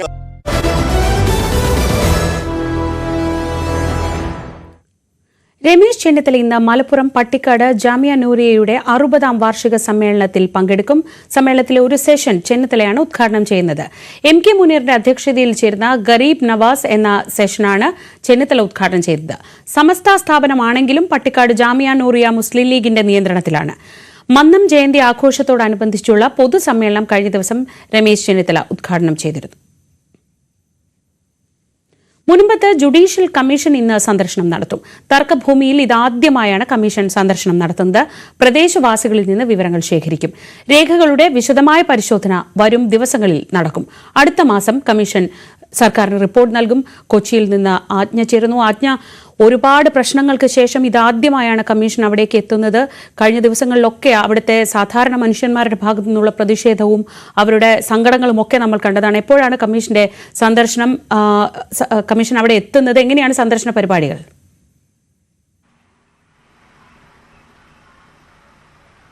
ശ്രീജന് 10 മണിക്കാണ് സർക്കാർ നിയോഗിച്ച judicial commission justice CN Ramachandran Nair മുനമ്പത്തെത്തുന്നത്. അദ്ദേഹത്തോടൊപ്പം റവന്യൂ അധികൃതരും അദ്ദേഹത്തോടൊപ്പം ഉണ്ടാകുമെന്നാണ് മനസ്സിലാക്കാൻ കഴിയുന്നത്. ശ്രീജ സൂചിപ്പിച്ചതുപോലെ ആദ്യമായാണ് മുനമ്പത്തേക്ക് കമ്മീഷൻ എത്തുന്നത്, ജുഡീഷ്യൽ കമ്മീഷൻ എത്തുന്നത് ആദ്യമായാണ്. മാത്രമല്ല ഇത് മുനമ്പത്തെ പ്രദേശങ്ങൾ, അതായത് ഭൂമിയുടെ കിടപ്പ്, വ്യാപ്തി, അതിർത്തി, ഇതിൻ്റെ രേഖകൾ തുടങ്ങിയ കാര്യങ്ങളൊക്കെ അദ്ദേഹം പരിശോധിക്കുമെന്നാണ് മനസ്സിലാക്കാൻ കഴിയുന്നത്. മുനമ്പം നിവാസികളുമായി അദ്ദേഹം മേരിമാത പള്ളിയുടെ പാരുഷാളിൽ വെച്ച് അദ്ദേഹം ചർച്ച നടത്തും. അതിനുശേഷം അത് മാത്രമല്ല അതിനുശേഷമായിരിക്കും ഈ ഭൂമി, അതായത് പ്രശ്നബാധിതമായ ഭൂമിയിൽ സന്ദർശനം നടത്തുകയും അതിൻ്റെ അതിർത്തി അല്ലെങ്കിൽ അതുമായി ബന്ധപ്പെട്ടുള്ള രേഖകളൊക്കെ പരിശോധിക്കുകയും ചെയ്യുന്നത് അതിനുശേഷമായിരിക്കും. എന്തായാലും നേരത്തെ തന്നെ, അതായത് ഈ മാസം അവസാനത്തോടു കൂടി ഇതുമായി ബന്ധപ്പെട്ടുള്ള സിറ്റിംഗ് ആരംഭിക്കുമെന്ന് തന്നെ നേരത്തെ കമ്മീഷൻ അറിയിച്ചത്. ഇതുമായി ബന്ധപ്പെട്ടുള്ള നോട്ടീസ് വഖഫ് ബോർഡ്, അതുപോലെ വഖഫ് സംരക്ഷണ സമിതി, മുനമ്പത്തെ ആളുകളുടെ, അതായത് ഈ സമരത്തിൻ്റെ ആളുകളുടെ പ്രതിനിധികൾ, ഫാറൂഖ് കോളേജ് തുടങ്ങിയ ആളുകൾക്കൊക്കെ ഇതുമായി ബന്ധപ്പെട്ടുള്ള നോട്ടീസ് ഓൾറെഡി അയച്ചു കഴിഞ്ഞിട്ടുള്ളതാണ്. ഫെബ്രുവരിയോട് കൂടി ഇതിൻ്റെ ഒരു ശുപാർശകൾ അടങ്ങിയ കാര്യങ്ങൾ സിറ്റിംഗ് പൂർത്തിയാക്കുകയും ശുപാർശകൾ അടങ്ങിയിട്ടുള്ള റിപ്പോർട്ട് സമർപ്പിക്കുമെന്ന് തന്നെ നേരത്തെ തന്നെ കമ്മീഷൻ അറിയിച്ചിട്ടുള്ളതാണ്. എന്തായാലും ആദ്യമായി മുനമ്പത്ത് സന്ദർശിക്കുകയാണ് ജുഡീഷ്യൽ കമ്മീഷൻ. ഈ മുനമ്പം ജനത 84-ാം ദിവസത്തിലേക്ക് അവരുടെ സമരപരിപാടികൾ കടക്കുമ്പോൾ റിലേ നിരാഹാരം, അതായത് റവന്യൂ ആവശ്യങ്ങൾ പുനഃസ്ഥാപിക്കണമെന്ന് ആവശ്യപ്പെട്ടുള്ള റിലേ നിരാഹാരം 84-ാം ദിവസത്തിലേക്ക് എത്തി നിൽക്കുമ്പോൾ ജുഡീഷ്യൽ കമ്മീഷൻ ഈ പ്രദേശം സന്ദർശിക്കുന്നത് വലിയ പ്രാധാന്യമർഹിക്കുന്നുണ്ട്. ഈ പ്രാധാന്യത്തോടു കൂടി തന്നെ തങ്ങളുടെ പ്രശ്നങ്ങൾ ജുഡീഷ്യൽ കമ്മീഷന് മുൻപാകെ അവതരിപ്പിക്കാൻ കഴിയുമെന്നുള്ള പ്രതീക്ഷയിലാണ് മുനമ്പത്തെ ആളുകൾ. ശ്രീജ ആജ്ഞയാണ് വിവരങ്ങൾ നൽകിയത്. ഇന്ന് ആദ്യമായി മുനമ്പത്തേക്ക് ജുഡീഷ്യൽ കമ്മീഷൻ എത്തുകയാണ്. ജനങ്ങളിൽ നിന്ന് വിവരങ്ങൾ ആരായുന്ന കമ്മീഷൻ 1 മാസത്തിനകം റിപ്പോർട്ട് സമർപ്പിക്കുമെന്നാണ് പ്രതീക്ഷിക്കുന്നത്. മറ്റൊരു പ്രധാന വാർത്ത കൂടി, അതിന്റെ വിശദാംശങ്ങളും ആജ്ഞ തന്നെയാണ് നൽകുക. താരസംഘടനയായ അമ്മയുടെ കുടുംബ സംഗമം ഇന്ന് കൊച്ചിയിൽ നടക്കും. രാജീവ് ഗാന്ധി ഇൻഡോർ സ്റ്റേഡിയത്തിലാണ് കുടുംബ സംഗമം. ആജ്ഞ, ഒരുപക്ഷെ ഒരു കുടുംബ സംഗമം അങ്ങനെ വാർത്തകളിൽ നിറയേണ്ട കാര്യമില്ല. പക്ഷേ അമ്മ എന്ന് പറയുന്ന താരസംഘടനയുടെ ചരിത്രത്തിൽ 30 വർഷത്തെ ചരിത്രത്തിൽ ആദ്യമായി ഇങ്ങനെയൊരു സംഗമം നടക്കുമ്പോൾ അതിനൊരു പശ്ചാത്തലമുണ്ട്. അത് ഹേമ കമ്മിറ്റി റിപ്പോർട്ട് പുറത്തു വന്നതാണ്. താരങ്ങൾ തമ്മിൽ ആരോപണം ഉന്നയിക്കുന്ന ഒരു സാഹചര്യം വരെ എത്തിയ ഘട്ടത്തിലാണ്. ഇങ്ങനെയൊരു കുടുംബ സംഗമത്തെ പറ്റി അമ്മ നൽകുന്ന വിശദീകരണം എന്താണ്?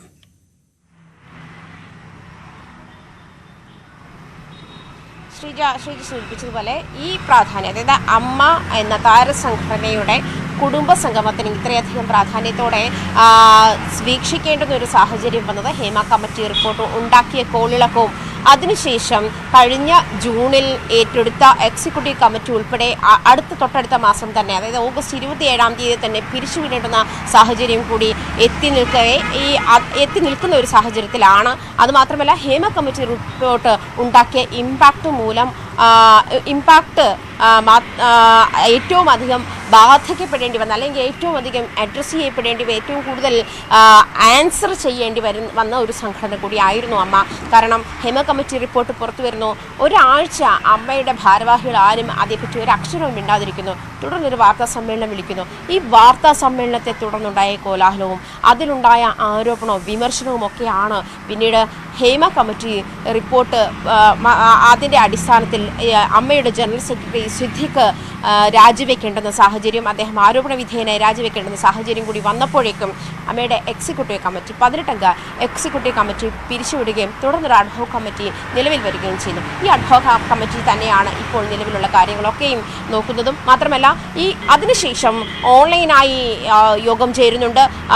നേരത്തെ തന്നെ ഓൺലൈനായി കുടുംബയോഗങ്ങൾ ചേരുന്നു. ഇങ്ങനത്തെ സാഹചര്യങ്ങളൊക്കെ വന്നപ്പോൾ ഇപ്പോൾ അവരുടെ കലാപരിപാടികളും അതുപോലെ കായിക പരിപാടികളും ഒക്കെയാണ് രാജീവ് ഗാന്ധി ഇൻഡോർ സ്റ്റേഡിയത്തിൽ വെച്ച് നടത്തുന്നതെന്നാണ് അമ്മ നിലവിലുള്ള ഭാരവാഹികൾ നമ്മളോട് അറിയിച്ചിരിക്കുന്നത്.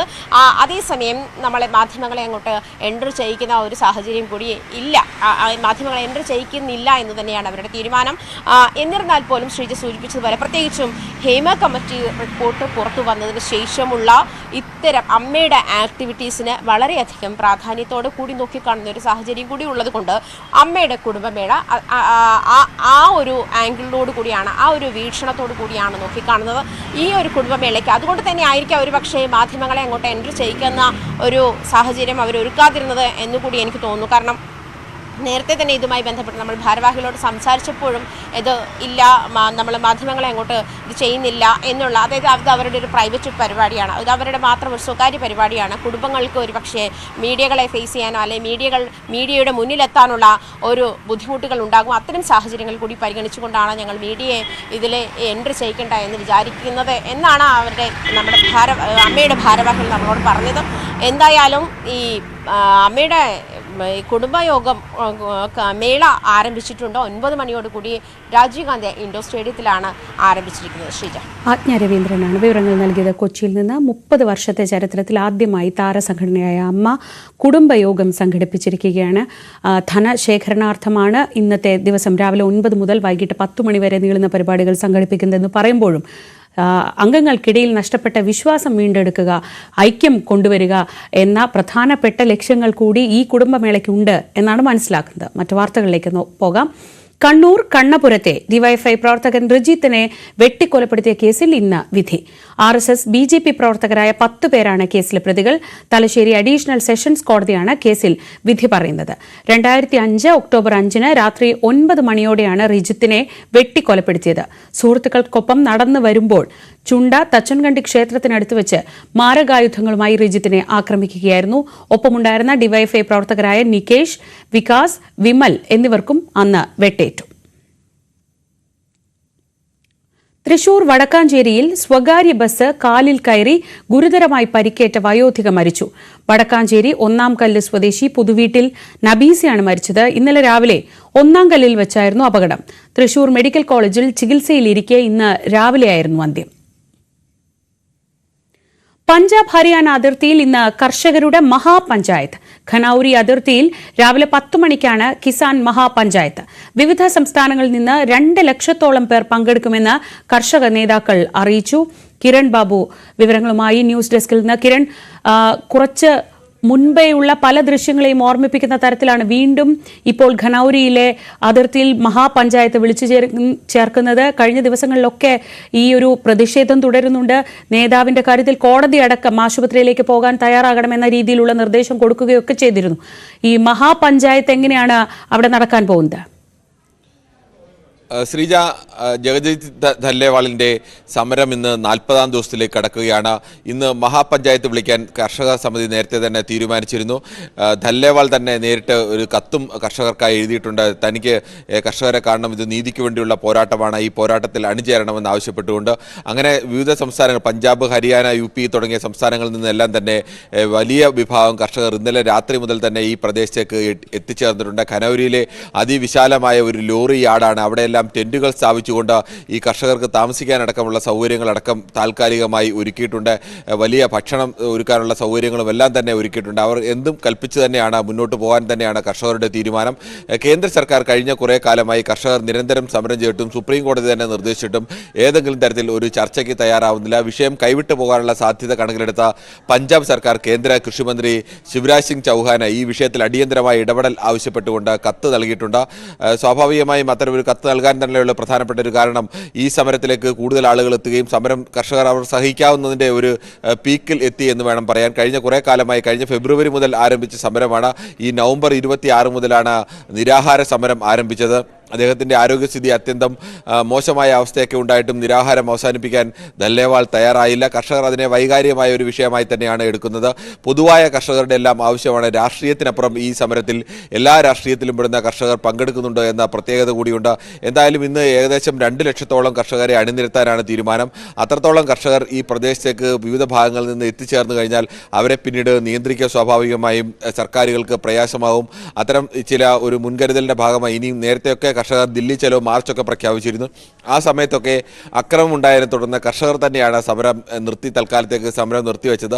എന്നാൽ ഇനി അത്തരം ഒരു പിന്മാറ്റത്തിന് കർഷകർ തയ്യാറാവാനുള്ള സാധ്യത കുറവാണ്. മുൻ DGP നരീന്ദർ ഭാർഗവ്, പഞ്ചാബിലെ മുൻ DGP നരീന്ദർ ഭാർഗവ് കർഷകരുമായി അനൌദ്യോഗികമായ ചില ചർച്ചകൾ സർക്കാരിൻ്റെ പ്രതിനിധിയായി നടത്തുന്നുണ്ട്. ഇന്നലെ ധല്ലേവാളുമായും അദ്ദേഹം അരമണിക്കൂറോളം ചർച്ച നടത്തിയിരുന്നു. പക്ഷേ ചർച്ചയിൽ ഏതെങ്കിലും അനുകൂലമായ ഒരു ഫലം ഉണ്ടായതായി കരുതുന്നില്ല. കർഷകരുടെ പ്രധാനപ്പെട്ട ആവശ്യം മിനിമം സപ്പോർട്ട് പ്രൈസ് MSP നിയമപരമായി പ്രഖ്യാപിക്കുക എന്നുള്ളതാണ്. ഈ വിഷയത്തിൽ ചർച്ചയ്ക്ക് കേന്ദ്ര സർക്കാർ തയ്യാറായാൽ ചിലപ്പോൾ കർഷകർ മുന്നോട്ടുള്ള സമരത്തിൽ അയവ് വരുത്താൻ തയ്യാറായേക്കും. അത്തരത്തിലുള്ള ചില നീക്കങ്ങളും എന്തായാലും കേന്ദ്ര സർക്കാരിൻ്റെ ഭാഗത്തു നിന്നും നടക്കുന്നുണ്ട് എന്നാണ് അനൗദ്യോഗികമായി അറിയുന്നത്. എന്നാൽ ഔദ്യോഗികമായി സർക്കാരിൻ്റെ ഭാഗത്തു നിന്ന് ഇതിന് അനുകൂലമായ ഏതെങ്കിലും തരത്തിലുള്ള ഒരു പ്രതികരണവും ഇതുവരെയും ഉണ്ടായിട്ടില്ല. കിരൺ ബാബുവാണ് ന്യൂസ് ഡെസ്കിൽ നിന്ന് വിവരങ്ങൾ നൽകിയത്. 40ാം ദിവസവും ധലേവാളിന്റെ സമരം തുടരുകയാണ്. ഇതിനിടയിലാണ് അല്പസമയത്തിനകം അതിർത്തിയിൽ മഹാപഞ്ചായത്ത് ചേരാൻ പോകുന്നത്. ഉത്തരേന്ത്യയിൽ അതിശൈത്യം തുടരുന്നു. ഡൽഹിയിലും അയൽ സംസ്ഥാനങ്ങളിലും കടുത്ത മൂടൽ മഞ്ഞാണ് അനുഭവപ്പെടുന്നത്. 10 ഡിഗ്രി സെൽഷ്യസാണ് രാവിലെ ഡൽഹിയിലെ താപനില. ജനുവരി 8 വരെ ഈ മൂടൽ മഞ്ഞ് തുടരും എന്നതാണ് വിവരങ്ങൾ. ശക്തമായ മഞ്ഞുവീഴ്ച ട്രെയിൻ വ്യോമ ഗതാഗതത്തെ സാരമായി ബാധിച്ചു. വായു മലിനീകരണവും രൂക്ഷമാണ്. വായു ഗുണനിലവാര സൂചിക അതീവ മോശം കാറ്റഗറിയിലാണ് തുടരുന്നത്. 400ഓളം വിമാന സർവീസുകളും 50ഓളം ട്രെയിൻ സർവീസുകളും ഇപ്പോഴും വൈകിക്കൊണ്ടിരിക്കുകയാണ്. സംസ്ഥാനത്ത് പ്രളയ ഭീഷണി വർദ്ധിച്ചതായി സെൻട്രൽ മറൈൻ ഫിഷറീസ് റിസർച്ച് ഇൻസ്റ്റിറ്റ്യൂട്ടിന്റെ പുതിയ പഠനം.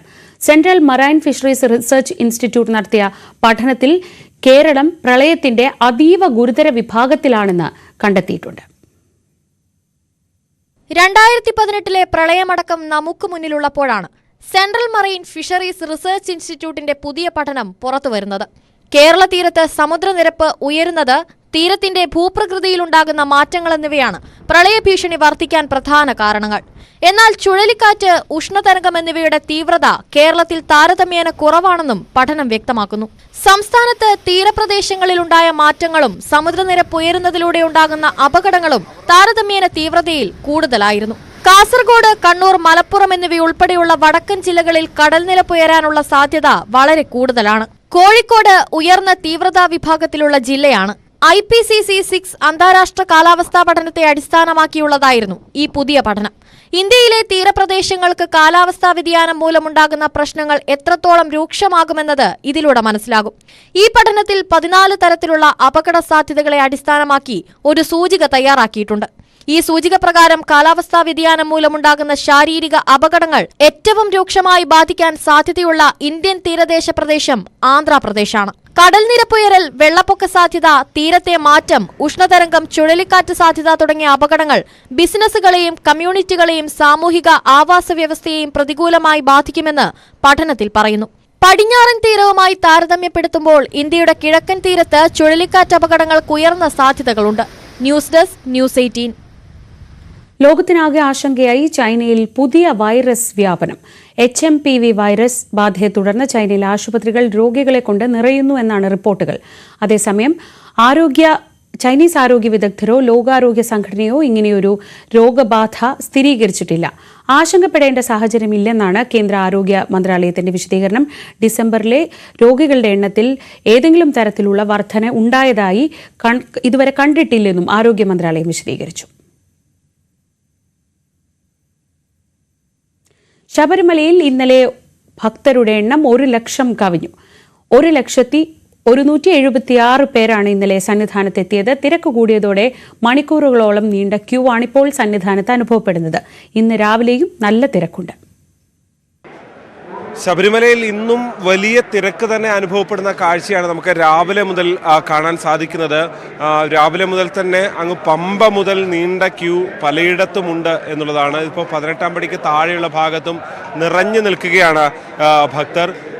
അതായത് ശബരി പീഠം വരെ വലിയ ക്യൂ, മണിക്കൂറുകളോളം കാത്തു നിൽക്കേണ്ടി വരുന്ന സ്ഥിതിവിശേഷമുണ്ട്. പക്ഷേ വിവിധ സെഗ്മെന്റുകളായി തിരിച്ചുകൊണ്ട് ഭക്തർക്ക് വലിയ ബുദ്ധിമുട്ടുണ്ടാകാത്ത രീതിയിലുള്ള ക്രമീകരണങ്ങളാണ് പോലീസും ദേവസ്വം ബോർഡും ഒക്കെ ഏർപ്പെടുത്തിയിരിക്കുന്നത്. പമ്പയിൽ ഏതാണ്ട് 20 മിനിറ്റോളം എങ്കിലും ഭക്തരെ തടഞ്ഞു വെച്ച ശേഷമാണ്, അതായത് മുകളിലേക്ക് ഈ അപ്പാച്ചിമേട് ആ മേഖലയിലേക്കൊന്നും വലിയ കുത്തിനെയുള്ള കയറ്റത്തിലൊന്നും ഭക്തർ നിൽക്കേണ്ട ഒരു അവസ്ഥ വരാതിരിക്കാൻ വേണ്ടിയുള്ള ക്രമീകരണം കൂടിയാണിത്.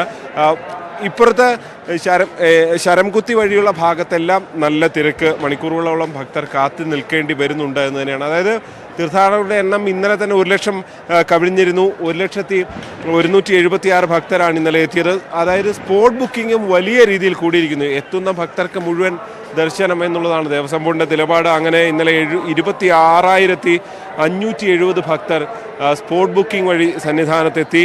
4731 ഭക്തർ ഈ പുല്ലുമേട് വഴിയാണ് സന്നിധാനത്തെത്തിയത് എന്നുള്ളതാണ്. എന്തായാലും വലിയ ക്യൂ ആണ്. ഈ ദിവസങ്ങളിൽ വരുന്ന ഭക്തരെ സംബന്ധിച്ച് അല്പനേരം കാത്തു നിൽക്കേണ്ടി വരും എന്നത് നമുക്ക് നിസ്സംശയം പറയാം. പ്രത്യേകിച്ച് ഈ കണക്കുകൾക്കപ്പുറത്തേക്കാണ്. 70,000 വെർച്വൽ ബുക്കിങ്ങിന് പരമാവധി അനുവദിച്ചിട്ടുള്ളത്, 10,000 സ്പോട്ട് ബുക്കിങ്ങിന് അനുവദിച്ചിട്ടുള്ളത്. അതെല്ലാം കവിഞ്ഞ് മുന്നോട്ട് പോകുന്നു എന്നുള്ളത്. ആകെ 80,000 പേർ ഭക്തർ എത്തേണ്ട സ്ഥലത്ത് 1,00,000 കവിഞ്ഞ് ഭക്തർ എത്തുന്നു എന്നുള്ളതാണ്. ഇവിടെ എത്തുന്ന ഭക്തരെ ഒന്നും മടക്കിവിടാൻ കഴിയില്ല. കെട്ടി വരുന്ന ഭക്തരാണ്. അതുകൊണ്ട് തന്നെ അവരെ മടക്കിവിടാൻ കഴിയില്ല എന്നുള്ളത് കൊണ്ട് തന്നെയാണ് സ്പോട്ട് ബുക്കിങ്ങിൽ മുഴുവൻ ഭക്തർക്കും അതുവഴി ദർശനമുള്ളത്. എന്തായാലും ബുദ്ധിമുട്ടുകൾ ഉണ്ട് എന്ന കാര്യത്തിൽ സംശയമില്ല. മണിക്കൂറുകളോളം കാത്തു നിൽക്കേണ്ടി വരും. പക്ഷേ അതൊക്കെ ശബരിമലയുടെ ഒരു സ്വാഭാവികതയാണ്. അതൊക്കെ നിന്നുകൊണ്ട് കഷ്ടപ്പാടും ബുദ്ധിമുട്ടും എല്ലാം സഹിച്ചുകൊണ്ട് ഭക്തർ ദർശനത്തിന് തയ്യാറെടുക്കുന്നു. മണിക്കൂറുകളോളം കാത്തുനിന്നായാലും അയ്യപ്പ ദർശനത്തിനായി കാത്തു നിൽക്കുന്ന കാഴ്ചയാണ് നമുക്ക് സന്നിധാനത്ത് കാണാൻ സാധിക്കുന്നത്. അത് ഇനിയുള്ള ദിവസങ്ങളിലും അങ്ങനെ തന്നെ തുടരുമെന്ന് തന്നെയാണ് ദേവസ്വം ബോർഡിൻ്റെയും പോലീസിൻ്റെയൊക്കെ കണക്കുകൂട്ടൽ. അതുകൊണ്ട് തന്നെ അതിനനുസരിച്ചുള്ള ക്രമീകരണങ്ങൾ കൂടി വരും ദിവസങ്ങളിൽ ഉണ്ടാകും. ജി ശ്രീജിത്താണ് സന്നിധാനത്ത് നിന്ന് വിവരങ്ങൾ നൽകിയത്. ഇടവേള.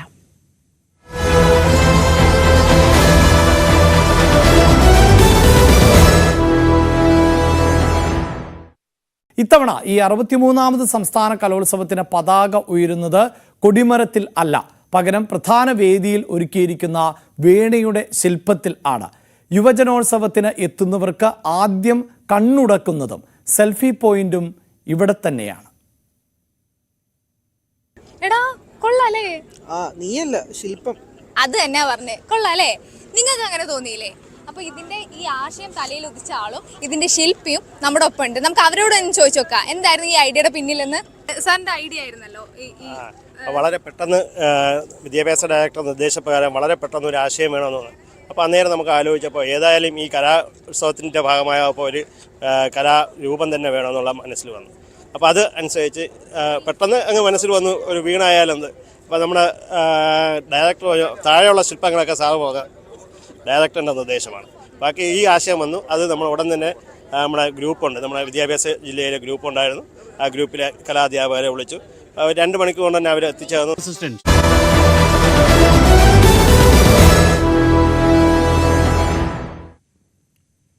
ലഡാക്കിൽ പുതിയ പ്രവിശ്യകൾ പ്രഖ്യാപിച്ച ചൈനയുടെ നടപടിക്കെതിരെ ശക്തമായ പ്രതിഷേധവുമായി ഇന്ത്യ. ലഡാക്കിലെ ഹോത്താൻ മേഖലയിൽ 2 പ്രവിശ്യകൾ രൂപീകരിക്കാനാണ് ചൈനയുടെ നീക്കം. ചൈനയുടെ പ്രതിഷേധം ചൈനയെ ഇന്ത്യ പ്രതിഷേധം അറിയിച്ചിട്ടുണ്ട്. കിരൺ ബാബു വിവരങ്ങളുമായി. കിരൺ, ഇത്തരത്തിൽ പ്രകോപനപരമായ ഒരു നീക്കം ചൈനയുടെ ഭാഗത്തു നിന്ന് ഇപ്പോൾ ഉണ്ടാകാനുള്ള സാഹചര്യം എന്താണ്? ഏത് രീതിയിലാണ് ഇന്ത്യ ഇതിനോട് പ്രതികരിക്കുന്നത്? ശ്രീജ, ഈ ചൈനയുടെ ഭാഗത്തു നിന്ന് കഴിഞ്ഞ കുറേ കാലമായി ഇത്തരത്തിൽ പ്രകോപനപരമായ നീക്കങ്ങൾ ഉണ്ടാവുന്നുണ്ട്. ഇടയ്ക്ക് ചർച്ച നടത്തി, ഇന്ത്യ ചൈന ചർച്ച നടത്തി ഏകദേശം അക്കാര്യത്തിലൊക്കെ പരിഹാരം പാങ്കോങ് നദി തടാകത്തിൻ്റെ ചുറ്റുമുള്ള സൈനിക വിന്യാസമൊക്കെ സംബന്ധിച്ച് പരിഹാരമൊക്കെ കണ്ടതാണ്. 2 കൂട്ടരും ഇരുഭാഗത്തു നിന്നും സൈനികരെ പിൻവലിക്കുകയും ഒക്കെ പഴയ സ്ഥിതിയിലേക്ക് എത്തിക്കുകയും ഒക്കെ ചെയ്തതാണ്. ഇതിനിടയിലാണ് വീണ്ടും ചൈനയുടെ ഭാഗത്തു നിന്ന് പ്രകോപനപരമായ ഒരു നീക്കം ഉണ്ടായിരിക്കുന്നത്. അക്സായ് ചിൻ മേഖല ഇന്ത്യയുടെ അതിർത്തിയിലാണെന്ന് പറയുമ്പോഴും ചൈനീസ് നിയന്ത്രണത്തിൽ തന്നെയാണ് കഴിഞ്ഞ കുറേ നാളുകളായി ഉള്ളത്. അതിനോട് ചേർന്നുള്ള പ്രധാനപ്പെട്ട ഒരു മേഖലയാണ് ഹോത്താൻ മേഖലയിൽ. അവിടെയാണ് ഇപ്പോൾ ചൈന 2 പ്രവിശ്യകൾ പുതുതായി പ്രഖ്യാപിച്ചിരിക്കുന്നത്. ആൻ എന്നും ഹൈക്കാങ് എന്നും പേരിലുള്ള 2 പ്രവിശ്യകൾ പ്രഖ്യാപിക്കാനുള്ള ചൈനയുടെ തീരുമാനം ചൈനീസ് വാർത്താ ഏജൻസി തന്നെയാണ് പുറത്തുവിട്ടിരിക്കുന്നത്. ഇന്ത്യ അതിശക്തമായ രീതിയിലാണ് പ്രതിഷേധം അറിയിച്ചിരിക്കുന്നത്. ഇന്ത്യയുടെ പരമാധികാരത്തിന് മേലുള്ള ചൈനയുടെ കടന്നുകയറ്റമാണ്. ശക്തി ഉപയോഗിച്ചുള്ള ഇത്തരം കടന്നുകയറ്റത്തെ ഇന്ത്യ അംഗീകരിക്കില്ല എന്ന് അറിയിച്ചിട്ടുണ്ട്.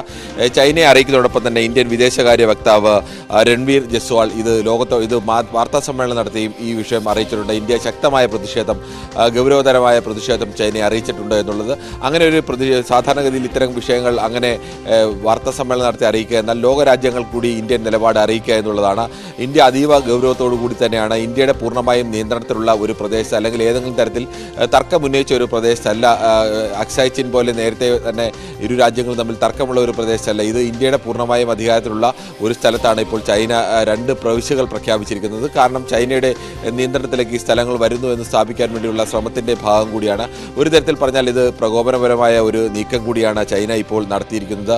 ഇത് ഇനി ഭാവിയിൽ ഒരു താൽക്കാലികമായി ചൈന എന്നാൽ ഔദ്യോഗികമായി ഇത്തരം വാർത്താ ഏജൻസികൾ ഇത്തരം റിപ്പോർട്ടുകൾ ചെയ്യുമ്പോഴും ഔദ്യോഗികമായി മറ്റെന്തെങ്കിലും വിഷയത്തിൽ ഇങ്ങനെ ഒരു പ്രവിശ്യ രൂപീകരിച്ചതായോ അല്ലെങ്കിൽ ആ രൂപീകരിച്ചതിൻ്റെ മറ്റ് നടപടികൾ സംബന്ധിച്ചൊന്നും ഇന്ത്യ അറിയിക്കുകയോ അല്ലെങ്കിൽ ലോകത്തെ അറിയിക്കുകയോ ഒന്നും ചെയ്തിട്ടില്ല. അത് ഇത്തരം കാര്യങ്ങളൊക്കെ പലപ്പോഴും ഉണ്ടാകുന്നത് തുടക്കത്തിൽ ഈ തരത്തിലൊക്കെ ആവും അവിടുത്തെ വാർത്തകളൊക്കെ വരിക, ആ തരത്തിൽ ഈ ചൈനയുടെ നിയന്ത്രണത്തിലേക്കാണ് വരിക, പിന്നീട് അവകാശവാദം ഉന്നയിക്കുക, അതും ചർച്ചയുടെ ഭാഗമാക്കുക എന്നുള്ള ചില തന്ത്രങ്ങൾ കൂടി പലപ്പോഴും ചൈന ഉപയോഗിക്കാറുണ്ട്. ഇന്ത്യ ചൈന അതിർത്തിയിൽ പല ഭാഗങ്ങളിലും ചൈന ഈ തരത്തിലേക്കുള്ള കടന്നുകയറ്റങ്ങൾ കഴിഞ്ഞ കുറച്ചു കാലമായി നടത്തുന്നുണ്ട്. അതിൻ്റെ ഒരു തുടർച്ച കൂടിയാണ് ഇപ്പോൾ ഈ പ്രദേശത്തേക്ക് കടന്നുകയറ്റം നടത്താനുള്ള ചൈനയുടെ ശ്രമം. കടന്നുകയറ്റം നടത്തുക എന്നുള്ളതല്ല, അവരുടെ പ്രവിശ്യയായി അവർ പ്രഖ്യാപിക്കാനുള്ള നീക്കം നടത്തുന്നത്. എന്തായാലും ഇന്ത്യ അതിശക്തമായ രീതിയിൽ തന്നെയാണ് ഇതിനെ പ്രതിഷേധിക്കുന്നത്. എന്തായാലും ഏതെങ്കിലും തരത്തിലൊരു വിട്ടുവീഴ്ചയ്ക്കോ അല്ലെങ്കിൽ അത്തരത്തിലൊരു നിലപാടിനോ ഇന്ത്യ പോകില്ല. ശക്തമായ രീതിയിൽ തന്നെ ഇന്ത്യയുടെ പ്രതിഷേധം ഇന്ത്യ നിലപാടിൽ ഉറച്ചു തന്നെ അറിയിക്കും എന്ന് തന്നെയാണ് വിദേശകാര്യ വക്താവ് വ്യക്തമാക്കിയത്. ലഡാക്കിൽ 2 പുതിയ പ്രവിശ്യകൾ രൂപീകരിക്കാനുള്ള ചൈനയുടെ നീക്കത്തിനെതിരെ ശക്തമായ പ്രതിഷേധമാണ് ഇന്ത്യയുടെ ഭാഗത്തു നിന്നുണ്ടാവുന്നത്. കിരൺ ബാബുവാണ് വിവരങ്ങൾ നൽകിയത്. മറ്റു വാർത്തകളിലേക്ക്.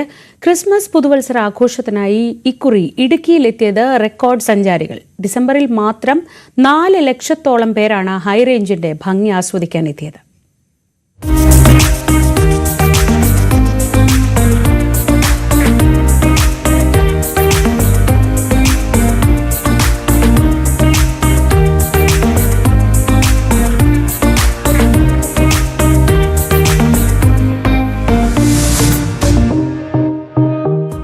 ക്രിസ്മസ് അവധിക്കാലത്ത് ഓരോ ദിവസവും ഇടുക്കിയിലെത്തിയത് 10,000. ഈ തിരക്ക് ന്യൂ ഇയർ കഴിഞ്ഞും തുടരുകയാണ്. DTPCയുടെ നിയന്ത്രണത്തിലുള്ള സെന്ററുകളിൽ മാത്രം ഡിസംബറിലെത്തിയത് 4 ലക്ഷത്തോളം സഞ്ചാരികൾ. വാഗമൺ മൊട്ടക്കുന്നിലും അഡ്വഞ്ചർ പാർക്കിലുമാണ് ഏറ്റവും അധികം പേരെത്തിയത്. മൂന്നാറിനും വാഗമണ്ണിനും തേക്കടിക്കുമൊപ്പം ഗ്രാമീണ ടൂറിസം കേന്ദ്രങ്ങളിലും വലിയ തിരക്ക് അനുഭവപ്പെട്ടു. ക്രിസ്മസ് പുതുവത്സരത്തോടനുബന്ധിച്ച് സഞ്ചാരികളുടെ നല്ല തിരക്കാണ്. രാമക്കൽമേട് ഉൾപ്പെടെ പ്രാദേശിക ടൂറിസ്റ്റ് കേന്ദ്രങ്ങൾ ഉൾപ്പെടെ എല്ലായിടത്തും നല്ല തിരക്കായിരുന്നു അനുഭവപ്പെട്ടത്. സഞ്ചാരികൾ കൂടുതൽ 2025 എത്തുമെന്നാണ് പ്രതീക്ഷിക്കുന്നത്. 2023 കൂടുതൽ സഞ്ചാരികൾ 2024 എത്തപ്പെട്ടത് ടൂറിസം മേഖലയ്ക്കും ടൂറിസം രംഗത്ത് പ്രവർത്തിക്കുന്ന ആളുകൾക്കും എല്ലാം ഒരു ശുഭസൂചകമായാണ് ഞങ്ങൾ കാണുന്നത്. മെയ് മാസത്തിലാണ് ഏറ്റവും അധികം സഞ്ചാരികൾ ഇടുക്കിയിലെത്തിയത്. 5 ലക്ഷത്തോളം പേർ മെയ് മാസത്തിലെത്തി. ജനുവരി, ഏപ്രിൽ, നവംബർ മാസങ്ങളിലും 3.5 ലക്ഷത്തോളം സഞ്ചാരികളെത്തി. DTPC സെന്ററുകൾ സന്ദർശിക്കാതെ ജില്ലയിലെ വിവിധ കേന്ദ്രങ്ങളിലെത്തി മടങ്ങിയതും 10,000-ങ്ങളാണ്. ന്യൂസ് 18 ഇടുക്കി. സ്വന്തമായി നിർമ്മിച്ച ടെലിപ്രോംപ്റ്ററിൽ വാർത്ത വായിക്കാൻ ഒരുങ്ങുകയാണ് ഒരു കൂട്ടം വിദ്യാർത്ഥികൾ. ഇടുക്കി കുട്ടിക്കാനം മരിയൻ കോളേജിലെ മാധ്യമ പഠന വിദ്യാർത്ഥികളാണ് സ്വന്തമായി ടെലിപ്രോംപ്റ്റർ നിർമ്മിച്ചത്. കുറഞ്ഞ ചെലവിൽ ടെലിപ്രോംപ്റ്റർ നിർമ്മിച്ചു. മാധ്യമ പഠന രംഗത്ത് പുതിയ ചുവടുവയ്പ്പിന് തയ്യാറാവുകയാണ് ഈ വിദ്യാർത്ഥികൾ. മരിയൻ കോളേജിലെ department of communication and media studies വിദ്യാർത്ഥികളാണ് ടെലിപ്രോംപ്റ്ററിനു പിന്നിൽ. അധ്യാപകനായ ഗിൽബർട്ട് ARന്റെ നേതൃത്വത്തിലായിരുന്നു നിർമ്മാണം. ആവശ്യക്കാർക്ക് ടെലിപ്രോംപ്റ്റർ നിർമ്മിച്ചു നൽകാനും ഇവർ തയ്യാറാണ്. ടെലിപ്രോംപ്റ്ററിന്റെ ഉദ്ഘാടനം കോളേജ് അഡ്മിനിസ്ട്രേറ്റർ ഫാദർ ജോസഫ് പൊങ്ങന്താനത്ത് നിർവഹിച്ചു. ന്യൂസ് 18 കുട്ടിക്കാനം. കടുവ ഭീതി ഒഴിയാതെ ഇടുക്കി പീരുമേട് പരുന്തുംപാറ മേഖല. കഴിഞ്ഞ ദിവസമാണ് ഇവിടെ വിനോദസഞ്ചാരികളുടെ വാഹനത്തിനു മുൻപിൽ കടുവ ചാടിയത്. നാളുകളായി ജനവാസ മേഖലയിൽ വന്യജീവി സാന്നിധ്യം പതിവാണ്. പീരുമേട് പരുന്തുംപാറയിൽ കടുവശല്യം കൂടിയിട്ടുണ്ട്. നാട്ടുകാർ വലിയ ഭീതിയിലാണ്. കഴിഞ്ഞ ദിവസം പ്രധാന പാതയിലാണ് വിനോദസഞ്ചാരികൾ കടുവയെ കണ്ടത്. 6 മാസം മുൻപ് ഇവിടെ കടുവയുടെ സാന്നിധ്യം വനംവകുപ്പ് സ്ഥിരീകരിച്ചതാണ്. ഇന്നലെ വൈകിട്ടോടുകൂടി ഈ കടുവ ഇവിടെ എത്തിയതായി ദൃശ്യമാധ്യമങ്ങളിലൂടെ നമ്മൾ കണ്ടതാണ്. ഇവിടെ കടന്നു വരുന്ന വിനോദസഞ്ചാരികളുടെ ജീവനും സ്വത്തിനും വേണ്ട നടപടി സ്വീകരിക്കാൻ വനംവകുപ്പ് തയ്യാറാകുന്നില്ല. വാഗമൺ, തേക്കടി തുടങ്ങിയ ഇടങ്ങളിലേക്ക് പോകുന്ന സഞ്ചാരികളിൽ ഭൂരിഭാഗവും പരുന്തുംപാറയിൽ എത്തുന്നുണ്ട്. കൂടാതെ മകരവിളക്ക് ദർശിക്കാനും നിരവധി പേർ ഇവിടെത്തും. മേഖലയിൽ വളർത്തുമൃഗങ്ങളെ അടക്കം മുൻപ് കടുവ പിടികൂടിയിട്ടുണ്ട്. കാട്ടാനയുടെ ശല്യവും കൂടി. ഇതേറെക്കാലമായിട്ട് ഇവിടെ ഈ കടുവയുടെ ശല്യവും മറ്റു വന്യജീവികളുടെ ശല്യവും ഇവിടെ ഏറെക്കാലമായിട്ടുണ്ട്. എത്രയും പെട്ടെന്ന് ഇതിന് നടപടി എടുക്കണമെന്ന് ഫോറസ്റ്റ് ഉദ്യോഗസ്ഥരോട് അഭ്യർത്ഥിക്കുകയാണ്. ഈ പാറയിൽ നിന്നാണ് ഇത് ചാടിയിട്ട് റോഡ് ക്രോസ് ചെയ്ത് ആ വഴി പുറത്തേക്കുള്ള വഴിയിലേക്ക് പോയേക്കുന്നത്. അതും പ്രൈവറ്റ് ആയിട്ടുള്ള സ്ഥലത്തേക്കാണ് പോയേക്കുന്നത്. അത് വിജനമായ പ്രദേശമല്ല. പെട്ടെന്ന് തിരിച്ചു കയറി വരാൻ സാധ്യതയുണ്ട്. അതുകൊണ്ട് ഇതിന് എത്രയും പെട്ടെന്ന് ഇതിനൊരു നടപടി എടുക്കണം. വനം വകുപ്പിന്റെ ഭാഗത്തുനിന്ന് ഇടപെടൽ ഇല്ലെന്ന പരാതിയുമുണ്ട്. കടുവ സാന്നിധ്യം സ്ഥിരീകരിച്ചതോടെ വനം വകുപ്പ് കൂട് സ്ഥാപിച്ചിട്ടുണ്ട്. ന്യൂസ് 18 ഇടുക്കി. പട്ടാമ്പി സർവീസ് സഹകരണ ബാങ്കിന്റെ നേതൃത്വത്തിൽ പച്ചക്കറി കൃഷിക്ക് തുടക്കം. 6 ഏക്കറിലാണ് കൃഷി. വിഷരഹിത പച്ചക്കറി ഉൽപാദനമാണ് ലക്ഷ്യം. 5 ഏക്കറിൽ കുമ്പളം, മത്തൻ, തണ്ണിമത്തൻ, മുളക്, വഴുതന, വെണ്ട തുടങ്ങിയവയാണ് വളരുന്നത്. പെരുമുടിയൂരിലെ കർഷക കൂട്ടായ്മയായ കൈരളി സ്വയം സഹായ സംഘത്തിന്റെ സഹകരണത്തോടെയാണ് കൃഷി. 100 അതിന്റെ 200% എന്ന് പറഞ്ഞതുപോലെ നെല്ലുൽപാദനത്തിലും വർധനവുണ്ടായിരുന്നു. പക്ഷെ വീണ്ടും പ്രതിസന്ധികൾ വലിയ രീതിയിൽ നമ്മുടെ നാട്ടിലുണ്ട് കാർഷിക മേഖലയിൽ.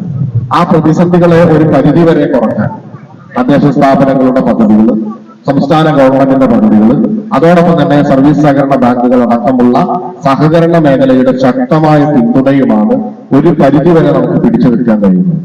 ആധുനിക രീതിയിലാണ് കൃഷി. ഡ്രിപ്പ് ഇറിഗേഷൻ വഴിയാണ് ജലസേചനം. പട്ടാമ്പി സർവീസ് സഹകരണ ബാങ്കിന്റെ നേതൃത്വത്തിലാണ് പച്ചക്കറി വിളയിക്കുന്നത്. ന്യൂസ് 18 പട്ടാമ്പി. 63ാമത് സംസ്ഥാന സ്കൂൾ കലോത്സവത്തിന് അല്പസമയത്തിനകം ഔപചാരികമായ തുടക്കമാവും. സെൻട്രൽ സ്റ്റേഡിയത്തിലെ പ്രധാന വേദിയിൽ മുഖ്യമന്ത്രി പിണറായി വിജയൻ ഉദ്ഘാടനം അല്പസമയത്തിനകം നിർവഹിക്കും. ഹരികൃഷ്ണൻ വിവരങ്ങളുമായി പ്രധാന വേദിക്കരികിൽ നിന്ന്. ഹരി, 9 മണിയോടെ പതാക ഉയർന്നു പൊങ്ങിക്കഴിഞ്ഞു. ഇനി ഉദ്ഘാടനത്തിനായാണ് കാത്തിരിക്കുന്നത്. അവിടെ എങ്ങനെയുണ്ട് ആവേശം?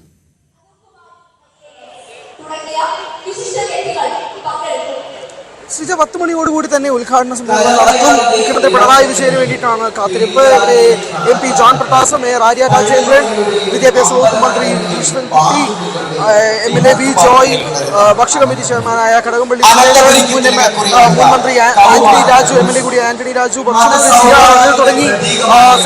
തുടങ്ങി എല്ലാവരും വിശിഷ്ട അതിഥികളൊക്കെ തന്നെ മുഖ്യമന്ത്രി പിണറായി വിജയൻ 10 മണിയോടുകൂടി തന്നെ ഉദ്ഘാടന സമ്മേളനം ആരംഭിക്കും. സെൻട്രൽ സ്റ്റേഡിയത്തിൽ വേദിയിലാണ് ഉദ്ഘാടന സമ്മേളനം നടക്കുന്നത്. 63ാമത് കേരള സ്കൂൾ കലോത്സവം. 15,000-ഓളം വിദ്യാർത്ഥികൾ പങ്കെടുക്കുന്ന ഈ സ്കൂൾ കലോത്സവത്തിൽ അത്രയധികം വിദ്യാർത്ഥികളും അധ്യാപകരും ഉൾപ്പെടെയുള്ള അവരുടെ രക്ഷിതാക്കളും ഉൾപ്പെടെ ഒരുപാട് സ്വപ്നങ്ങളും പ്രതീക്ഷകളോടുകൂടി തന്നെ തുടങ്ങുന്ന സ്കൂൾ കലോത്സവത്തിന് ഇനി തുടങ്ങാൻ നിമിഷങ്ങൾ മാത്രമാണ് ബാക്കിയുള്ളത്. തുടക്കത്തിൽ തന്നെ രാവിലെ 9 മണിയോടുകൂടി തന്നെ മാസ് പാസിന്റെ അകമ്പടിയോടുകൂടി തന്നെ ഫ്ലാഗ് ഹോയിസ്റ്റിംഗ് നടന്നിരുന്നു. ഈ പരിപാടി തന്നെയായിരുന്നു. ഫ്ലാഗ് ഹോയിസ്റ്റിംഗ് ഉൾപ്പെടെയുള്ള ചടങ്ങുകൾ നടന്നു കഴിഞ്ഞു. അതിനുശേഷം ഇപ്പോൾ ഉദ്ഘാടന സമ്മേളനത്തിന് വേണ്ടി തയ്യാറെടുക്കുകയാണ് സെൻട്രൽ സ്റ്റേഡിയത്തിൽ. ഇവിടെ ആദ്യം പ്രധാനമായും ഏകദേശം നമുക്ക് എടുത്ത് സൂചിപ്പിക്കാൻ കഴിയുന്നത് 10 മണിക്ക് തന്നെ, കൃത്യം 10 മണിക്ക് തന്നെ ഉദ്ഘാടന സമ്മേളനം നടക്കും എന്ന് തന്നെയാണ് നമുക്ക് മനസ്സിലാക്കാൻ കഴിയുന്ന പ്രധാനപ്പെട്ട ഒരു വിവരം എന്ന് പറയുന്നത്. അതിൽ കൂടുതൽ വൈകില്ല എന്നാണ് മനസ്സിലാക്കുന്നത്. 44 വിദ്യാർത്ഥികൾ പങ്കെടുക്കുന്ന നൃത്തശില്പത്തോടെയാണ് ചടങ്ങുകൾ തുടക്കമാവുന്നത്. അതിൽ ഏറ്റവും പ്രധാനപ്പെട്ടത് ഉരുൾപൊട്ടൽ തകർന്ന വയനാട് വെള്ളാർമല സ്കൂളിലെ വിദ്യാർത്ഥികളുടെ നൃത്തമാണ്. അതാണ് ഉദ്ഘാടന ചടങ്ങിൽ അരങ്ങേറുന്നത്. അത് തന്നെയാണ് ഏവരും ഉറ്റുനോക്കുന്ന ഒരു പ്രധാനപ്പെട്ടത്.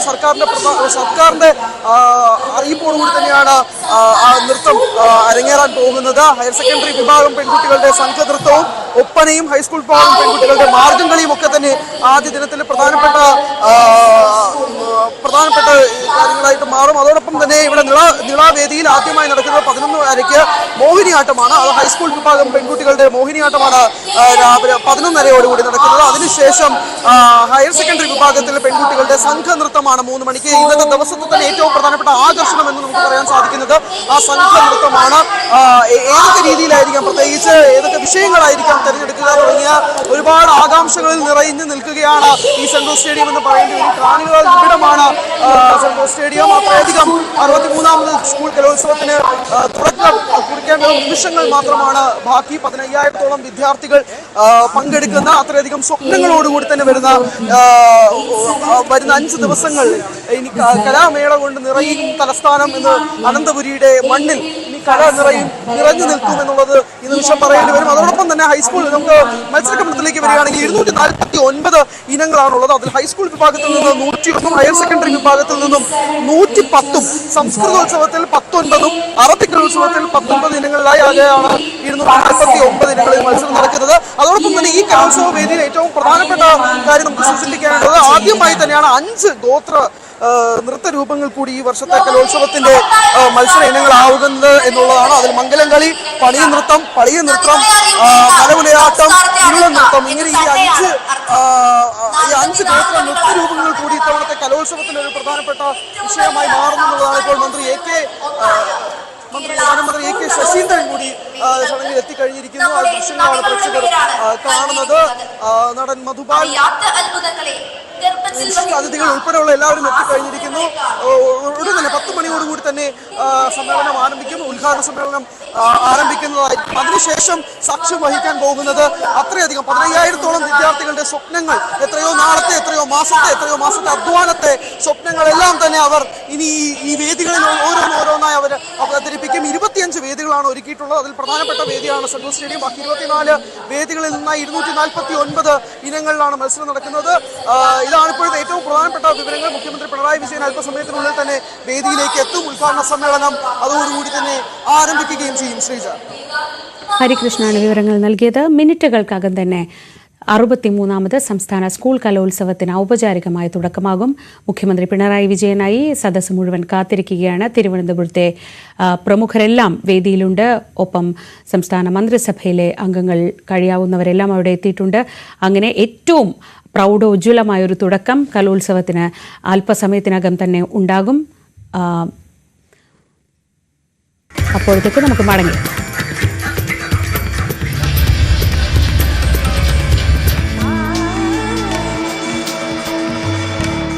അനന്തകല Kerala school Kalolsavam powered by ജിടെക് കമ്പ്യൂട്ടർ എഡ്യൂക്കേഷൻ. നമ്മുടെ ഭാവിയാണ്, സോ നോ കോംപ്രമൈസ്. ജിടെക് ഇൻ അസോസിയേഷൻ വിത്ത് മിൽമ, രുചിയേറും നിമിഷങ്ങൾ. ബോർഡ് ഗവാസ്കർ ട്രോഫി പരമ്പരയിലെ അവസാന മത്സരത്തിൽ ഓസ്ട്രേലിയക്കെതിരെ ഇന്ത്യക്ക് ഒന്നാം ഇന്നിംഗ്സിൽ 4 റൺസിന്റെ ലീഡ്. ആദ്യ ഇന്നിംഗ്സിൽ ഇന്ത്യയുടെ 185 റൺസ് പിന്തുടർന്ന ഓസ്ട്രേലിയ 181 റൺസിന് പുറത്തായി. എൽദോ പോൾ പുതുശ്ശേരി വിവരങ്ങളുമായി. എൽദോ, കയ്യിൽ നിന്ന് പോയി എന്ന് വിചാരിച്ചതാണ്, പക്ഷേ ഇന്ത്യ പിടിമുറുക്കി. ഓസ്ട്രേലിയ 181 റൺസിന് പുറത്തുമായി. എങ്ങനെ വിലയിരുത്താം ഇന്നത്തെ ഇറങ്ങിയത് ശേഷമുള്ള കളിയെ? ശ്രീജ, ഇന്നത്തെ മത്സരത്തിൽ ഇന്ത്യ അതിശക്തമായി തിരിച്ചെത്തി എന്നതാണ്. കാരണം ആദ്യ ഇന്നിംഗ്സിൽ 181 റൺസിന് ഇന്ത്യ പുറത്തായപ്പോൾ മറ്റൊരു പരാജയത്തിലേക്ക് ഇന്ത്യ ആ ദിവസം തന്നെ പോയോ എന്ന് സംശയിച്ചവർക്ക് മുന്നിലേക്കാണ് ഇന്ത്യൻ പേസർമാർ അതിഗംഭീരമായി ഓസ്ട്രേലിയൻ ബാറ്റർമാരെ നിയന്ത്രിക്കുന്ന വിധത്തിൽ പന്തെറിഞ്ഞത്. പ്രത്യേകിച്ചും 3 ഇന്ത്യൻ പേസർമാർ 3 വിക്കറ്റുകൾ വീഴ്ത്തി എന്നുള്ളതാണ്. ഇപ്പോൾ ഓസ്ട്രേലിയക്കെതിരെ ഇന്ത്യ രണ്ടാം ഇന്നിംഗ്സിലെ ബാറ്റിംഗ് ആരംഭിച്ചുവെങ്കിൽ പോലും അതിൽ ഏറ്റവും ശ്രദ്ധേയമായിട്ടുള്ളത് ഇന്ത്യയുടെ ബോളിംഗ് പ്രകടനമായിരുന്നു എന്നുള്ളതാണ്.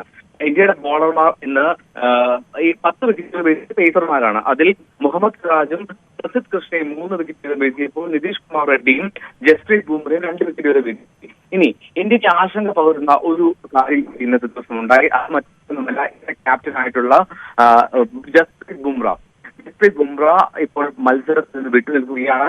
പരിക്കിനെ തുടർന്ന് ബുംറയെ ഇപ്പോൾ ആശുപത്രിയിൽ സ്കാനിങ്ങിൽ വിധേയനാക്കിയിരിക്കുകയാണ് എന്നുള്ളതാണ്.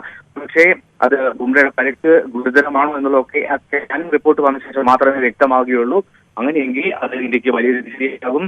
ഏതായാലും ഇന്ത്യൻ ടീം പ്രതീക്ഷിക്കുന്നത് ബുംറയ്ക്ക് കളി തിരികെത്താൻ സാധിക്കുമെന്നാണ്. പ്രത്യേകിച്ചും ഇന്ന് ലഞ്ചിന് ശേഷം ബൗൾ ചെയ്യാനെത്തിയ ബുംറയുടെ സ്പീഡിൽ, വേഗത്തിൽ വലിയ കുറവ് പ്രകടമായിരുന്നു വ്യക്തമാകുന്നത് മാത്രമല്ല നടത്തുന്നതിൽ ചെറിയ പ്രശ്നങ്ങളും നമുക്ക് ദൃശ്യങ്ങളിൽ തന്നെ വ്യക്തമായി തന്നെ മനസ്സിലാക്കാൻ കഴിഞ്ഞത്. അപ്പൊ അതേ തുടർന്നാണ് ഇന്ത്യയുടെ സപ്പോർട്ടിംഗ് സ്റ്റാഫുമായി ബുംറ ഹോസ്പിറ്റലിലേക്ക് പോകുന്ന ദൃശ്യങ്ങളും ഔദ്യോഗിക സംരക്ഷകർ പുറത്തുവിട്ടത്. അപ്പോൾ അതിനൊരു സാഹചര്യം നോക്കുകയാണെങ്കിൽ ഇന്ത്യക്ക് നേരിയ ആശങ്കയുണ്ട്. പക്ഷെ അതേസമയം ഇപ്പോൾ രണ്ടാം ഇന്നിംഗ്സിൽ ബാറ്റിംഗ് ആരംഭിച്ചു. വിക്കറ്റ് നഷ്ടപ്പെടാതെ 16 റൺസ് എടുത്തിട്ടുണ്ട്. യശസ്വി ജയ്സ്വാളും ഒപ്പം KL രാഹുലുമാണ് ക്രീസിൽ. ആദ്യ ഓവറിൽ തന്നെ 12 റൺസാണ് ജയ്സ്വാൾ മിച്ചൽ സ്റ്റാർക്കെതിരെ സ്കോർ ചെയ്തത്. ശരി എൽദോ, ശബ്ദത്തിൽ ചെറിയൊരു വ്യക്തത കുറവുണ്ട്. ഇതിനിടെ വിരമിക്കൽ അഭ്യൂഹങ്ങളൊക്കെ രോഹിത് ശർമ്മ തള്ളി ഇന്നലത്തെ ടെസ്റ്റിൽ മാറിയിരിക്കാനുള്ള തീരുമാനം സ്വയം എടുത്തതാണ്. തന്റെ വിരമിക്കൽ മാധ്യമപ്രവർത്തകരല്ല തീരുമാനിക്കുന്നതെന്നും അദ്ദേഹം പറഞ്ഞു. വാർത്താരംഭം പൂർണ്ണമാവുകയാണ്. ഇടവേളയ്ക്ക് ശേഷം ന്യൂസ് ട്രെൻഡ്സ് കാണാം.